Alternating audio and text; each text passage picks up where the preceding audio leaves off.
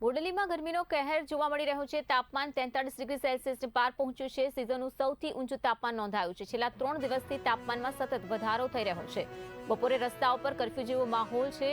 લોકો બિનજરૂરી બહાર નીકળવાનું ટાળી રહ્યા છે। ટુ વ્હીલર ચાલકો માસ્ક ગોગલ્સથી બચાવ કરી રહ્યા છે। સમગ્ર જિલ્લામાં ગરમીનો પ્રકોપ વધી રહ્યો છે। ત્યારે હવામાન વિભાગે પણ આગાહી આપી છે કે તાપમાન હજુ પણ વધશે। ત્યારે આરોગ્ય માટે સાવચેતી રાખવાની અપીલ પણ તંત્ર તરફથી કરવામાં આવી છે।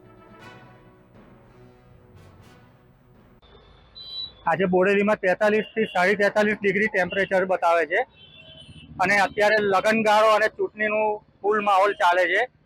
તો લોકોને એટલી જ અપીલ છે કે જરૂર વગર કામ સિવાય બહાર ગરમીમાં નીકળશો નહીં અને એમાં ઠંડા પીણા લીંબુ શરબત ને એનો ઉપયોગ કરવો જરૂરી છે અને જરૂર વગર કોઈ બાળકોને કે કોઈને પણ બહાર લઈને નીકળવું નહીં। જરૂર હોય તો જ નીકળો।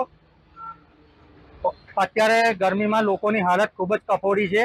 ઘણા બધાને ચક્કર આવવાના પણ પ્રશ્નો અહીંયા દેખાઈ રહ્યા છે। તો જરૂર વગર કોઈ ગરમીમાં બહાર નીકળવું નહીં એવી આખા છોટાઉદેપુર જિલ્લામાં અને બોડેલી નગર સહિત અમે આ એક મેસેજ આપીએ છીએ।